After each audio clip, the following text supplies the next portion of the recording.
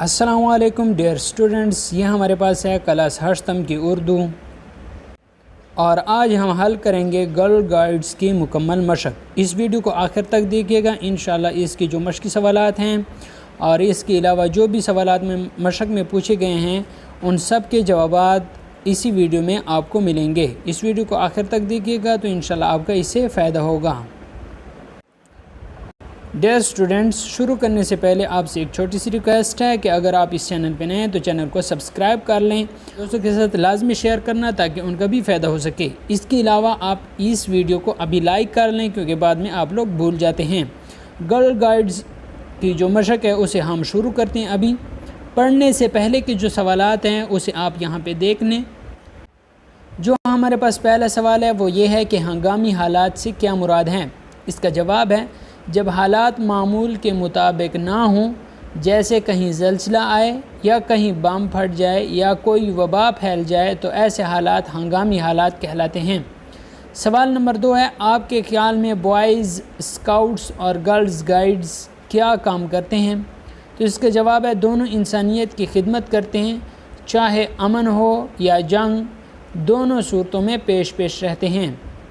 ہمارے پاس پڑھنے کے دوران جو سوالات پوچھے گئے ہیں وہ یہ ہیں کہ 2003 کے اعداد و شمار کے مطابق کتنے لوگ گرل گائیڈ ایسوسی ایشن کے لیے کام کر رہے ہیں؟ تو اس کا جواب ہے 2003 کے اعداد و شمار کے مطابق اکثر 71,478 لوگ گرلز گائیڈ ایسوسی ایشن کے لیے کام کر رہے ہیں۔ دوسرا سوال ہے، گرل گائیڈ کو کس طرح تربیت دی جاتی ہے؟ تو اس کا جواب ہے گرل گائیڈز کو مفید شہری کہ دوسروں کے جذبات کا احترام، اپنی صحت کا خیال رکھنے، خدمت خلق کا کام کرنے اور مختلف قسم کے فنون اور دستکاری سیکھنے کی تربیت دی جاتی ہے۔ اس کے بعد ہمارے پاس ہے، آئیں مزید جانیں۔ گرل گائیڈ ایسوسی ایشن لڑکیوں کی تنظیم ہے۔ لڑکوں کے لیے بھی اس مقصد کے تحت ایک تنظیم قائم کی گئی ہے جسے بوائز اسکاؤٹس سسٹم کہا جاتا ہے۔ پاکستان میں اس ایسوسی ایشن کا قیام آزادی کے فوراً بعد میں لایا گیا تھا اور وقت 5 لاکھ لوگ پاکستانی اس ایسوسی ایشن سے وابستہ ہیں۔ حادثات اور قدرتی آفات کے بعد متاثرہ علاقوں میں ہمیں گرلز گائیڈ کے ساتھ ساتھ بوائے اسکاؤٹس بھی مصروف خدمت نظر آتے ہیں۔ مشق ہے، مشق میں ہمارے پاس الفاظ معنی ہے جو کہ آپ یہاں پر دیکھ سکتے ہیں۔ اب ہم نیکسٹ پیج کی طرف چلتے ہیں۔ نیکسٹ پیج میں ہمارے پاس الفاظ معنی ہے اور الفاظ معنی کے بعد ہمارے پاس جو اگلا سوال ہے وہ کہتا ہے کہ دیے گئے سوالات کے جوابات لکھیں۔ تو پہلا سوال ہے، قائد اعظم رحمۃ اللہ علیہ نے گرل گائیڈ تنظیم کے قیام کے لیے کن 2 خواتین کو ہدایت دی؟ تو اس کا جواب ہے قائد اعظم محمد علی جناح نے بیگم جی اے خان اور محترمہ فاطمہ جناح کو گرل گائیڈ تنظیم کے قیام کے لیے ہدایت دی۔ دوسرا سوال ہے، پاکستان گرل گائیڈز ایسوسی ایشن کب قائم ہوئی؟ تو اس کا جواب آپ یہاں پہ نوٹ فرمائے کہ اس کا قیام 29 دسمبر 1947 کو کراچی میں عمل میں لایا گیا۔ اگلا سوال ہے، گرل گائیڈز تنظیم کن 4 مقاصد کے لیے کام کرتے ہیں؟ تو یہ 4 مقاصد ہمارے پاس لکھے گئے ہیں، آپ یہاں پر دیکھیں اور اس کا جواب دیں۔ اگلا سوال ہے، گرل گائیڈز پروگرام کے لیے کتنے مراحل ہیں اور ہر مرحلے میں کس عمر لڑکیاں شامل ہو سکتی ہیں؟ تو اس کا جواب بھی ہمارے پاس موجود ہے، آپ یہاں پر دیکھیں اور اپنے پاس نوٹ کریں۔ اگلا سوال ہے، میری نرا اسکاؤٹ اور ونگ اسکاؤٹ پروگراموں کا کیا مقصد ہے؟ تو یہاں پر آپ دیکھ سکتے ہیں کہ اس کا جواب ہمارے پاس موجود ہے جو کہ آپ لوگ اپنے پاس نوٹ کر لیں۔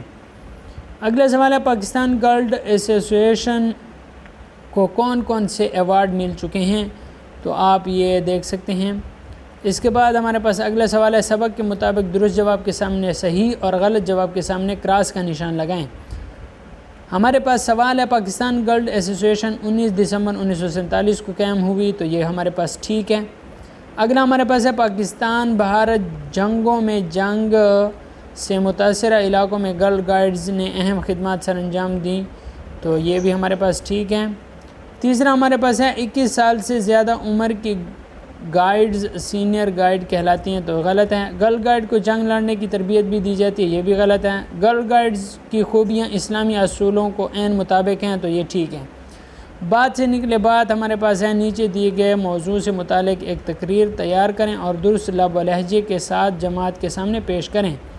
ہیں لوگ وہی جہاں میں اچھے، تو اس کے متعلق آپ نے تقریر تیار کرنی ہے۔ تو یہاں پر اگر آپ دیکھیں آتے ہیں جو کام دوسروں کے، تو اس پر ایک مکمل یہ لکھی گئی ہے، آپ یہاں پر دیکھیں اور اپنے پاس نوٹ کرتے جائیں۔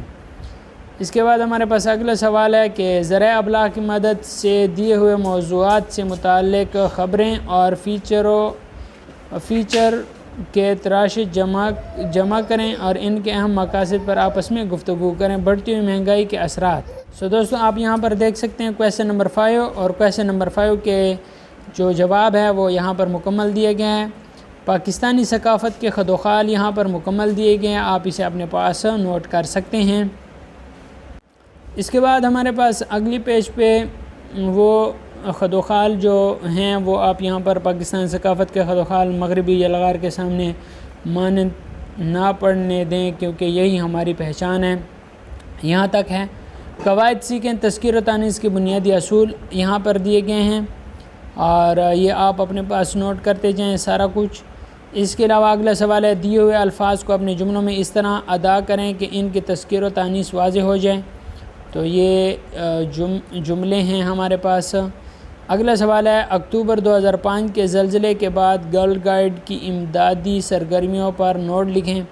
تو یہ آپ یہاں پر نوٹ انہوں نے لکھا ہوا ہے، آپ اپنے پاس اسے نوٹ کر سکتے ہیں۔ اگلا جو ہمارے پاس سوال ہے وہ ہے ابتدائی طبی امداد سے متعلق دو دوستوں کے مابین مکالمہ تحریر کریں۔ تو یہاں پر یہ سارا مکالمہ لکھا ہوا ہے، آپ یہاں سے دیکھ سکتے ہیں اور اپنے پاس نوٹ کر سکتے ہیں۔